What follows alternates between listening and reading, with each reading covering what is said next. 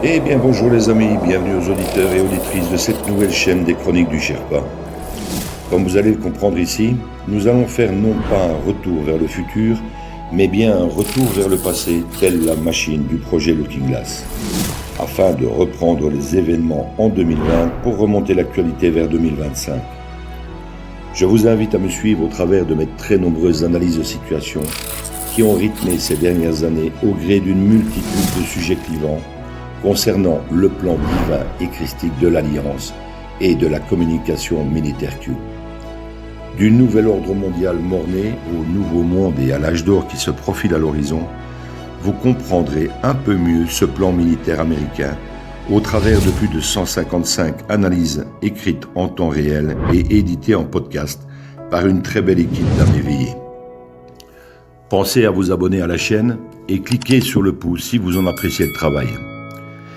Merci à toute l'équipe Z qui œuvre sans compter ses heures pour offrir ces infos à l'humanité. Bonne écoute à tous et à toutes.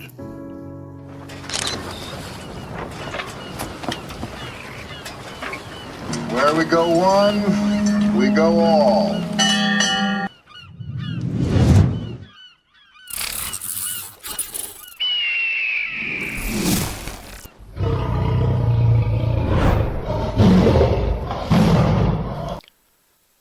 Analyse du 1er mai 2023. Thierry Pirlot, Sherpa One. LGBTQ+, contre patriotes. Me voici en mode sherpaïste pour la complainte du gauchiste wokiste. Non, non, non et non. La transphobie ne passera pas. Un peu de tolérance dans ce monde de brutes. Soyons compréhensifs envers tous nos pédopoliticiens qui, le week-end, adorent se travestir en bébé et se prendre la fessée dans des châteaux enchantés. Ayons un minimum de compassion pour ces hommes en perte de repère et pour qui vagin et pénis ne sont en soi que des idées préconçues de genre imposées par une société rigide et intolérante. Soyons heureux et accueillons ce merveilleux monde masculin qui prendra la place de la femme pour, in fine, la remplacer. Ayons enfin ce regard d'enfant sur les 1000 couleurs de l'arc-en-ciel et découvrons ensemble dès le plus jeune âge et en leur compagnie les 50 nuances de gris de leur sexualité débridée et des attributs de la licorne enchantée. Donnons une chance au transhumanisme et permettons à nos petits-enfants de jouer une sexualité variée et assumée avec des adultes, voire des vieillards consentants, dès l'âge de 3 ans. Libérons tous ces pédos de leur souffrance. Permettons-leur de légaliser leur perversion grâce au travail acharné des spécialistes de l'OMS. Laissons-les abaisser à outrance l'âge légal des mineurs et sexualiser nos enfants dès le plus jeune âge. Les pédos méritent bien ce grand bonheur, plutôt que d'être ostracisés dans des prisons ou de connaître les affres de la castration chimique. Permettons à nos jeunes filles de 12 ans de vivre pleinement et librement leurs premiers émois avec des adultes experts et consentants dans l'amour et le respect de leurs choix. Avançons vers ce monde sans hommes ni femmes. Créons cette nouvelle sorte d'humains enfin libérés de toute contrainte de sexe à la naissance. Devenons une race supérieure, asexuée ou hermaphrodite, pour que IEL puisse continuer à procréer sans s'emmerder avec une ou IEL partenaire. Bienvenue dans ce monde où l'hermaphrodisme aura atteint son apogée, à l'instar du dragon de Komodo, capable de s'auto-reproduire via la parthénogenèse, considéré comme le Saint Graal par les génies consanguins qui nous dirigent. Soyons donc tolérants, en ce jour de la fête du travail.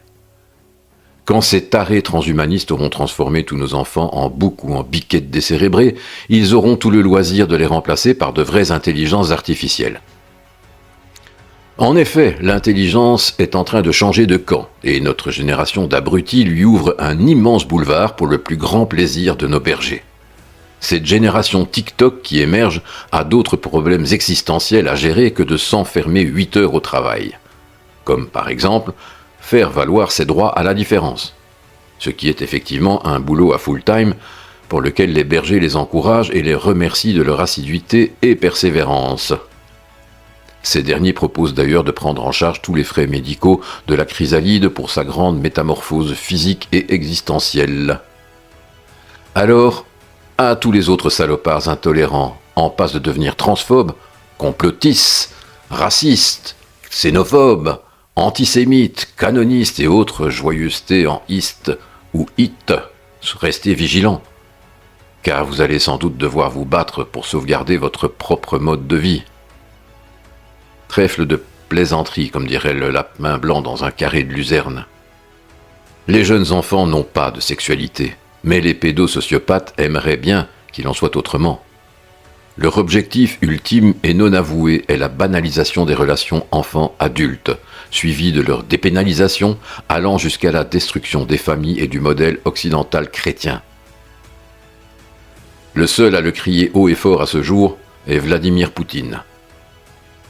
Tous les parents qui s'en foutent royalement aujourd'hui le regretteront amèrement, tôt ou tard, que ce soit pour des attouchements inopinés à gérer dans les écoles ou lorsqu'ils perdront le contrôle complet à leur adolescence, lorsque la rejetonne de 13 ans ramènera un mec de 46 ans à la maison. Ces attaques sont du même acabit que celles du Covid, des picouzes et du climat. Et maintenant, ils s'en prennent aux enfants de Belgique, de Luxembourg, de France et d'ailleurs. Wake up, stand up and fight. Cher Pawan.